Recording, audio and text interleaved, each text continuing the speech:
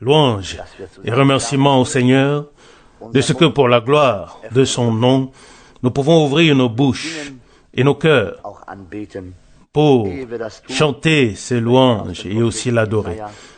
Avant de le faire, je voudrais lire quelques versets dans le prophète Ésaïe au chapitre 48, à partir du verset 12. Ésaïe 48, à partir du verset 12. Écoute-moi, Jacob, et toi Israël que j'ai appelé. Je suis le même, moi le premier, et moi aussi le dernier. Verset 13. Ma main a fondé la terre, et ma droite a étendu les cieux.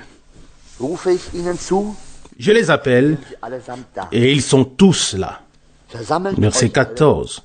Rassemblez-vous tous et écoutez. Qui d'entre eux a prédit ces choses? Celui que le Seigneur aime exécutera sa volonté, son plan sur Babylone et fera agir son bras sur les Chaldéens. Verset 15. Moi, je l'ai annoncé, je l'ai appelé, je l'ai fait paraître, et il conduira son œuvre avec victoire. Verset 16. Approchez-vous, écoutez. Je n'ai pas parlé en secret dès le commencement.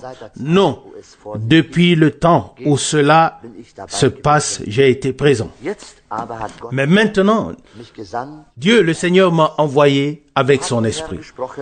Verset 17. Ainsi a parlé le Seigneur, ton Rédempteur, le Saint d'Israël. C'est moi, le Seigneur, ton Dieu, qui t'enseigne à faire ce qui est utile pour ton salut, qui te guide sur le chemin que tu dois suivre. Verset 18. Ah, si tu avais été attentif à mes commandements, alors ton bien-être serait comme un fleuve et ta justice comme les vagues de la mer. Verset 19. Alors ta multitude sera semblable au sable et les rejetons de tes entrailles au grain de sable. Et leur nom ne serait pas retranché et ne serait pas anéanti devant ma face. Jusqu'ici, cette précieuse et sainte parole de Dieu. Je crois qu'en cette heure, nous ne lisons pas seulement la parole qui a été adressée à un Jacob ou à un Israël, mais nous lisons la parole et nous voulons saisir ce que Dieu a eu à dire à son peuple et aussi qu'il veut nous dire en cette heure, nous dire ce qu'il a à nous dire. Et nous sommes reconnaissants qu'il ait parlé et qu'il parle encore. Car nous vivons dans les derniers et les temps sérieux. Il n'a pas parlé en cachette, mais sa parole s'est aussi répandue dans nos jours, à travers tous les pays. Et nous savons qu'il accomplira de manière merveilleuse tout ce qu'il a décidé. Puisse-t-il, oui, en 7 heures du soir, nous guider également par la puissance de son bon Saint-Esprit. Qu'il puisse nous bénir de la richesse de sa grâce. Nous nous levons maintenant pour le prier pour sa bénédiction. Père Céleste, nous te remercions du profond de notre cœur de ce que nous pouvons nous réunir et de ce que nous pouvons aussi écouter ce que tu as à nous dire. Tu as toujours quelque chose à dire à ton peuple et nous sommes si heureux de savoir que même dans nos jours, tu ne t'es pas tu et tu ne te tais pas, mais tu nous parles par ta parole puissante, car ta parole est la vérité et elle subsiste, elle demeure. Ce que tu as dit dès les temps anciens subsiste et nous voyons l'accomplissement de ta parole et de tes promesses. Nous te remercions de ce que tu as accompli les choses anciennes et de ce que tu as révélé, fait connaître des choses nouvelles. Nous sommes si heureux, Seigneur, d'avoir part à tout ce que tu fais d'avoir part à ton action, à tes œuvres puissantes. Nous sommes ton peuple, le troupeau de ta main. Et nous te prions ce soir encore, ôte de nous tout ce qui ne peut pas subsister devant toi. Ô Dieu, de mon cœur, de ma vie, de nos pensées, ôte tout. Tout ce qui, Seigneur, n'a pas sa place dans ton royaume. Laisse-le loin de nous tous, ô Seigneur, et donne-nous des cœurs ouverts, donne-nous une oreille ouverte, donne-nous un œil ouvert afin que nous puissions voir, Seigneur, ce que tu veux nous dire. Bénis-nous, bénis ton serviteur, ton messager, notre frère. Seigneur, bénis aussi tout ton peuple, Seigneur, partout et en tout lieu. Ceux qui sont peut-être méprisés, ceux qui sont peut-être isolés, Seigneur, ceux qui sont peut-être à l'affût de ta bénédiction. Seigneur, ne les abandonne pas, mais bénis-les et reconforte-les. Console-nous aussi et aide-nous en cette heure. Nous te prions aussi d'être avec nous les jours à venir. Nous adorons et louons ta miséricorde au nom de Jésus. Amen. Nous nous asseyons. Louange et remercié soit le Seigneur. Nous voici à nouveau ici dans cette salle, presque inhabituelle, mais pourtant c'est beau d'être ici. Nous sommes reconnaissants à Dieu pour tout, en général pour tout, même pour la salle la plus simple que nous pouvons avoir.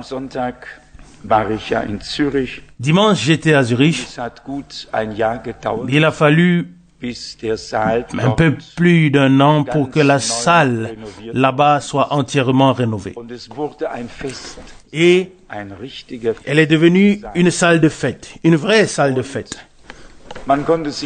Et on pouvait s'y sentir bien, mais pas seulement ça. Mais les gens qui sont venus se sont réjouis de ce qu'il y avait à nouveau un service divin, de ce qu'ils puissent à nouveau écouter la parole de Dieu. La plus belle salle ne servirait à rien, à moins que Dieu ne puisse parler avec nous et que nous puissions parler avec lui et que nous ayons une confiance totale en lui dans toute situation de la vie. Nous croyons qu'il conduira toutes choses de manière glorieuse. Samedi, nous avons eu un très beau mariage dans les alentours de Berne, c'est-à-dire derrière Berne, au bord du lac de Thurn. Et je me suis demandé quelle serait notre réaction. Oui, mes frères et moi, si nous étions placés dans une telle situation, la situation dans laquelle le pasteur de cette église là-bas a été placé. C'était une grande église méthodiste avec des pasteurs et tout ce qui va avec. Et ces jeunes personnes qui devaient se marier ont eu le souhait que ce soit frère Franck qui conduise le mariage. Et le pasteur était là. Il y avait environ 200 personnes. Et j'ai pensé en moi-même, comment est-ce que je prendrais la chose si cela m'arrivait? Mais Dieu fait toujours grâce. Peut-être, c'est pour cela qu'il me conduit sur les chemins si profonds pour comprendre chacun dans chaque situation et ne jamais regarder d'en haut pour regarder, mais regarder d'en bas pour aider les autres. Et cet homme, ce pasteur, m'a serré la main d'une manière particulière avant que je ne parte en disant que Dieu bénisse ces mariés par ton ministère. Cette parole a visiblement touché les gens. Et ce jeune homme qui se mariait était seulement venu 2 fois aux réunions de Zurich. Et la parole l'avait tellement saisi, il était tellement submergé. Il était déjà sorti de cette église méthodiste et a quand même demandé au pasteur de cette église que le mariage puisse avoir lieu là-bas avec tous les siens. Et le pasteur a quand même dit oui. Imaginez-vous un peu, comment aurions-nous réagi j'en ai tiré une grande leçon, à savoir qu'il faut toujours faire preuve de grâce et d'amour, surtout dans les situations critiques de la vie. Que Dieu nous le donne vraiment en abondance, car ce n'est qu'ainsi que nous pouvons gagner les autres. Ce n'est qu'ainsi que nous pouvons devenir une bénédiction pour eux, si nous nous plaçons au milieu d'eux. Et nous faisons, et si nous nous faisons plus petits qu'eux, et laissons l'amour de Dieu triompher sur tout. Pour cela, Dieu doit nous accorder toujours sa bénédiction. Vous savez que frère Branham a été interrogé sur le secret de la puissance. Il a répondu, la question n'est pas celle de la puissance, car ça a lieu par l'amour de Dieu. Par l'amour de Dieu, toute volonté d'avoir raison prendra fin un jour, mais l'amour de Dieu demeure pour l'éternité, et celui qui le possède demeure lui aussi avec l'amour. Il en va de même pour la parole de Dieu. La parole de Dieu demeure pour l'éternité, et celui qui l'a reçue demeure avec la parole pour l'éternité. Il n'est alors plus possible de les séparer.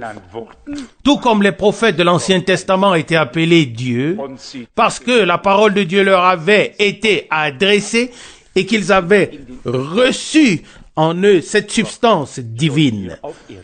Ils ont été placés dans la condition divine, déjà ici sur terre.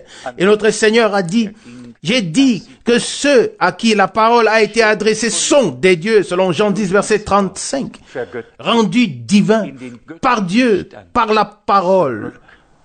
Ils ont été ramenés à l'état divin.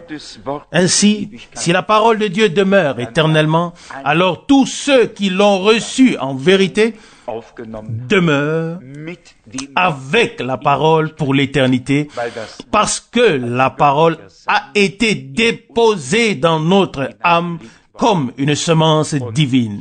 Et chaque semence se reproduit selon son espèce, selon Genèse 1. La semence de Dieu doit se reproduire ou produire la semence de Dieu, n'est-ce pas? Il n'en peut pas être autrement. Il ne peut pas être autrement. C'est pourquoi certains ne comprennent pas la parole du psaume 45 qui est ensuite répétée dans Hébreux chapitre 1. C'est pourquoi, ô Dieu, ton Dieu t'a oint d'une huile de joie. Psaume 45, verset 8, Hébreux 1, verset 9. De Dieu ne peut sortir que Dieu. Et c'est ainsi que Jésus-Christ était le Dieu manifesté dans la chair, en tant que Fils de Dieu. Et nous sommes des fils et des filles de Dieu. Bien-aimés, le plan de Dieu est sans doute plus grand, plus glorieux que nous ne puissions le comprendre. Dieu a prévu quelque chose de merveilleux déjà avant que le monde ne commence. Et il l'exécute. Si nous pouvons un jour regarder en arrière, je ne sais pas si ce sera possible. Nous ne pouvons pas regarder d'ici bas, nous ne pouvons pas voir de l'autre côté.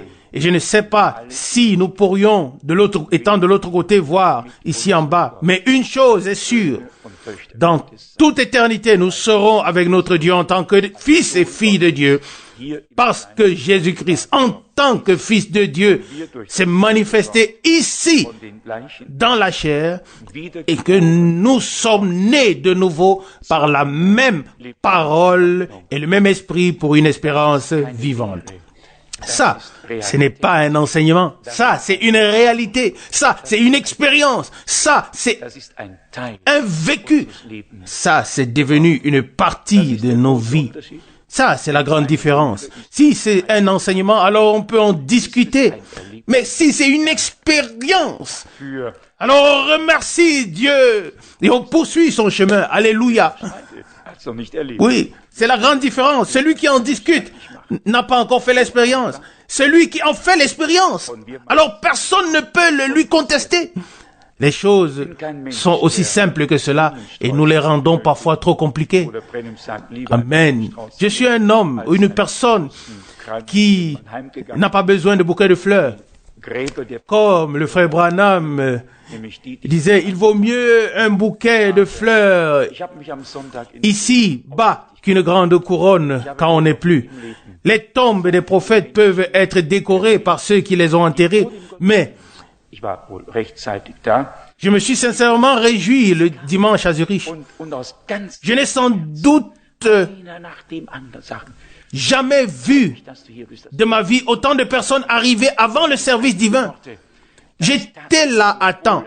Et du fond du cœur, l'un après l'autre disait, frère Franck, je suis si heureux que tu sois ici, que tu sois revenu en bonne santé. C'était quelque chose. Oui, c'est quelques paroles. Cela m'a fait tellement du bien, comme si quelqu'un avait placé un baume sur mon âme. Vous savez que ce que c'est que d'être en première ligne et d'avoir tous les canons braqués sur nous. L'ennemi n'a pas d'autre cible dans le monde en ce moment et nous vivons une heure nucléaire. On appuie sur le bouton et les canons atteignent leur cible parce que c'est le moment. Mais ça m'a vraiment fait du bien. Et je pensais qu'après un certain temps, je pense qu'après un certain temps, la salle était pleine. Je crois qu'elle était pleine jusqu'à la dernière place. Je me suis vraiment réjoui et Dieu a béni. Je suis convaincu qu'un jour, les munitions s'épuiseront aussi et que les croyants devront constater qu'il ne sert à rien de se rendre la vie difficile et de s'opposer les uns les autres, mais qu'ensemble et les uns pour les autres, nous devons suivre, servir le Seigneur en toute fidélité et faire ce que nous pouvons. Nous avons écouté sa parole et elle nous interpelle à chaque fois. Elle a toujours quelque chose à nous dire. Et en lisant cette parole, je n'ai pas pu m'empêcher de penser au psaume 45 en référence avec le fait que le Seigneur conduira victorieusement son œuvre.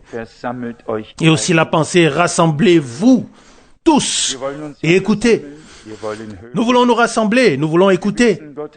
Nous savons que Dieu a annoncé d'avance et il exécute sa volonté, oui, en son Église, aussi pour Babylone, pour Israël, pour les nations aussi.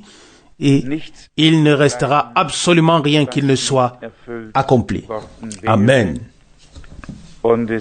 Et il est dit ici dans Ésaïe 48, verset 16, « Approchez-vous de moi, écoutez. Je n'ai pas parlé en cachette dès le commencement. Non, depuis le temps où cela se passe, j'ai été présent. Mais maintenant, le Seigneur Dieu m'a envoyé avec son esprit. » Oui, il doit en être ainsi. Quiconque est envoyé de Dieu avec la parole, il doit être que l'Esprit puisse l'accompagner. Que l'Esprit repose sur lui, comme il est dit de notre Seigneur dans Ésaïe 61 et dans Luc 4.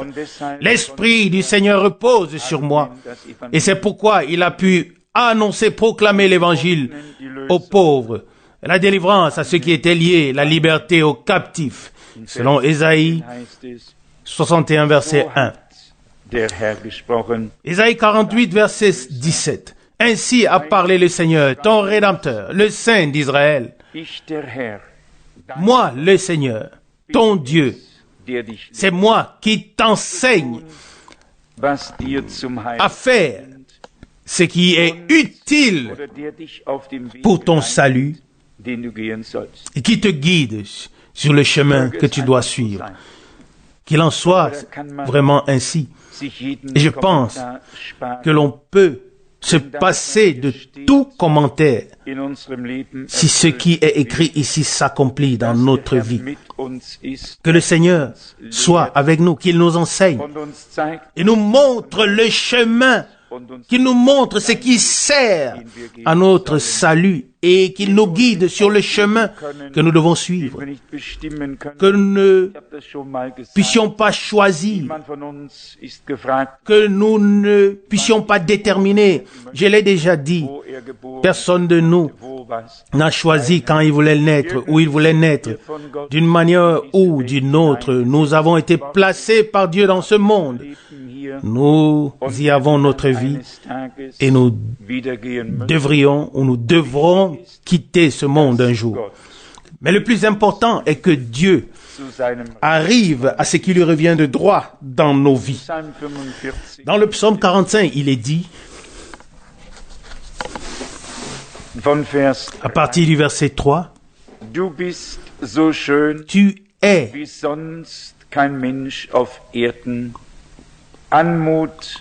tu es si beau comme aucun autre homme sur la terre. Le charme est répandu sur tes lèvres. C'est pourquoi Dieu t'a béni pour toujours. Verset 4. Ceins ton épée sur ton côté, héros, et ton armure resplendissante. Bonne chance. Avance victorieusement pour la cause de la vérité, pour la protection de la justice, et que ton bras te fasse voir des œuvres terribles. Verset 6. Tes flèches sont aiguisées. Les peuples tombent sous toi. Elles pénètrent dans le cœur des ennemis du roi. Verset 7. Ton trône, un trône de Dieu, demeure pour toujours. Et ton sceptre de commandement est un sceptre de justice. Tu aimes la justice et tu hais la violence. Verset 8. C'est pourquoi, ô Dieu, ton Dieu t'a oint d'une huile de joie, comme aucun de tes semblables. Verset 9. La myrrhe et la loi parfument tous tes vêtements, et les instruments de musique te réjouissent dans les palais d'ivoire. Verset 10. Des filles de rois sont tes bien-aimés, et la reine se tient à ta droite, parée d'or d'Ophir. On pourrait continuer à lire comment l'Esprit de Dieu a inspiré ces hommes de Dieu et comment prophétiquement tout a déjà été simplement établi. Et on s'en rend compte lorsqu'on lit l'Ancien et le Nouveau Testament. Vous pouvez lire les mêmes versets dans Hébreux chapitre 1. Oui, en partie ce sont les mêmes versets. Verset 8, Hébreux 1. Son trône est un trône de Dieu. Son sceptre est un sceptre de commandement.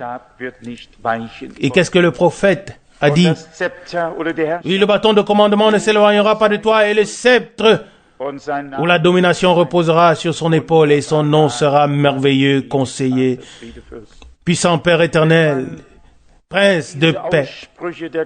Lorsque l'on rassemble toutes ces attributs ou ces déclarations des hommes de Dieu, cela forme un ensemble si harmonieux que l'on ne peut que s'émerveiller, adorer et dire: Seigneur, malgré toutes les faiblesses et les infirmités humaines, tu as annoncé d'avance ton plan de salut éternel par la bouche de tes serviteurs et de tes prophètes sous l'inspiration de ton esprit. Amen. Et tu as en même temps, plus tard, eu des hommes qui ont pris toutes ces paroles et qui les ont ordonnées. Amen. Quel privilège Dieu nous a accordé en nous donnant un amour authentique et véritable pour sa parole. Pour sa parole, la parole de la vérité. Et quand il est écrit dans 2 Thessaloniciens chapitre 2,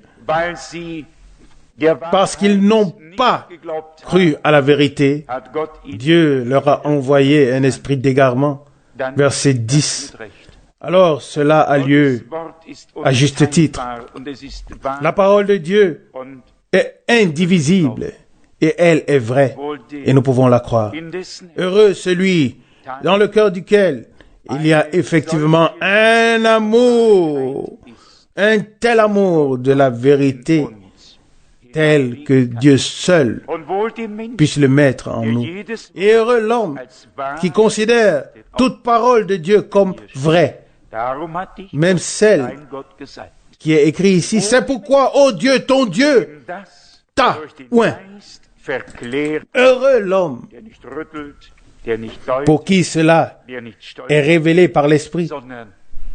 L'homme qui ne panique pas, qui n'interprète pas, qui ne trébuche pas, mais qui peut classer parce qu'il a été classé par Dieu.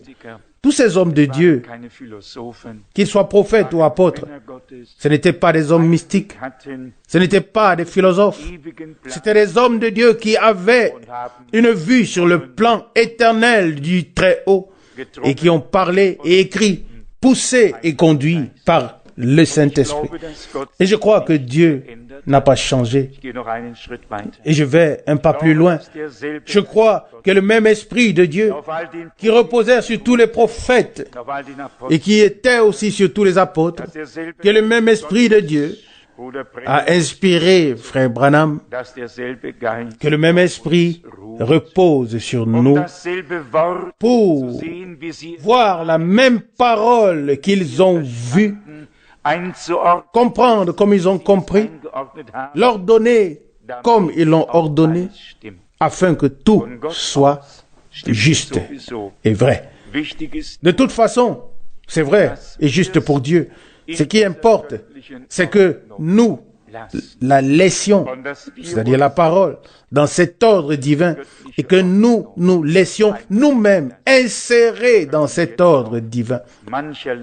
Nous pourrions maintenant aborder beaucoup d'autres passages bibliques, mais nous ne sommes pas ici ce soir pour cela, mais nous voulons prier Dieu. Vraiment prier Dieu pour qu'il nous fasse grâce. Qu'il nous fasse grâce pour que nous puissions nous laisser ordonner.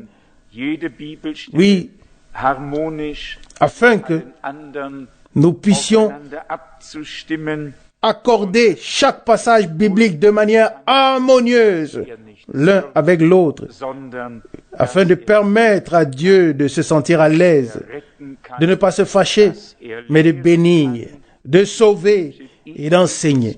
Comme il est écrit, c'est moi qui te montre le chemin que tu dois suivre. Verset 17, Isaïe 48. Qui d'entre nous connaît le chemin? Et qui d'entre nous sait quoi faire? Nous dépendons tous de Dieu. Qu'est-ce que nous savons? Devant Dieu, tout cela ne vaut rien. Soit nous sommes enseignés par Dieu, comme l'Écriture le dit dans Jean 6, verset 45, ils seront tous enseignés de Dieu. Et nous le croyons. Nous croyons que tous les fils de Dieu sont enseignés par Dieu, mais pas théoriquement, mais spirituellement, c'est-à-dire par la parole. Et si quelqu'un pense qu'il faut lire entre les lignes, oui, j'ai beaucoup de mal à lire déjà les lignes même, et cela me suffit amplement. Si tout ce qui est écrit, et nous n'avons pas besoin de croire plus que ça, car le Seigneur l'a dit lui-même dans l'évangile de Jean au chapitre 7, que le Seigneur, oui, le Seigneur, dans ce psaume, comparé à Isaïe 53, où il est décrit dans son humiliation, dans sa forme de serviteur, comme un homme qui n'avait ni forme ni beauté, ni apparence ni beauté, comme quelqu'un qu'on évitait, qu'on n'aimait pas regarder. Et ici, dans le psaume 45, il est dit au verset 3, « Tu es si beau comme aucun autre homme sur la terre. Celui qui était méprisé est le même que celui qui a été élevé, le même, qui n'est rien pour les uns et qu'ils rejettent. C'est celui-là qui est considéré par les autres comme la précieuse pierre angulaire. Et il est le plus beau parmi des milliers, des dizaines de milliers. C'est ainsi. Et nous sommes reconnaissants, notre Seigneur, de faire partie de ceux qui souffrent de ce que notre Seigneur a dû tout prendre sur lui à cause de nous. Qu'il se soit laissé frapper à cause de nous. Tout, à cause de toi, à cause de moi. C'est lui devant la face duquel fuiront le ciel et la terre. Mais son visage était si abîmé qu'on n'a pas eu besoin de le regarder ou qu'on ne voulait pas le regarder. Comment est-ce que ce sera le jour où tous verront ce visage et reconnaîtront? C'est celui dont nous avons arraché la barbe, sur qui nous avons craché, que nous avons frappé, sur qui nous avons blasphémé et à qui nous avons dit, dis-nous celui qui t'a frappé. Quel sera le sentiment de tous ceux qui l'ont crucifié lorsque le jugement aura lieu et qu'il sera assis sur le trône en tant que juge et que tout devra s'incliner devant lui et confesser qu'il est le Seigneur. Que Dieu nous accorde la grâce de l'aimer parce qu'il nous a aimés. Il est dit au verset 5, psaume 45, bonne chance, avance victorieusement pour la cause de la vérité, pour la protection de la justice, pour la cause de la vérité. Et c'est de cela qu'il s'agit. Sanctifie-les par ta vérité. Ta parole est la vérité. Jean 17, 17. Pas la révélation, une révélation suspendue dans les airs. Ta parole est la vérité. La parole est révélation. Elle doit seulement nous être révélée par l'Esprit. Verset 5, psaume 45, bonne chance. Verset 4, ceins ton épée sur ton côté, héros. Son nom est merveilleux. Conseiller, héros, Père éternel. Voici le héros. Ceins ton épée sur ton côté, héros, et ton armure resplendissante. Qu'il nous accorde cette grâce de le voir comme le vainqueur de Golgotha, de le recevoir dans la foi, que nous nous détournions de nous et que nous le regardions avec certitude qu'il a vaincu et qu'il fera de nous aussi des vainqueurs. Qu'il a dû suivre le chemin humiliant. Il ne pouvait pas choisir. Il pouvait tout au plus dire, non pas ma volonté, mais ta volonté. Il pouvait dire, s'il est possible que cette coupe s'éloigne de moi, cela aurait été mieux pour lui. Mais pour nous, il le fallait. Il fallait qu'il la boive. Il a dû mourir pour que nous puissions vivre. Et c'est ainsi que nous voulons vraiment déposer les jours qui viennent devant nous, devant le Seigneur. Il ne s'agit pas de prédications que nous écoutons que nous écouterons pendant ces jours, mais de la bénédiction pour rendre hommage au ressuscité, au crucifié, à celui qui revient bientôt, que nous puissions le rencontrer d'une manière si profonde et faire cette expérience avec lui, que nous puissions le reconnaître, pas seulement par les Écritures, mais que nous fassions une rencontre avec lui à partir d'une expérience personnelle qui marquera ensuite notre vie et nous rendra reconnaissants.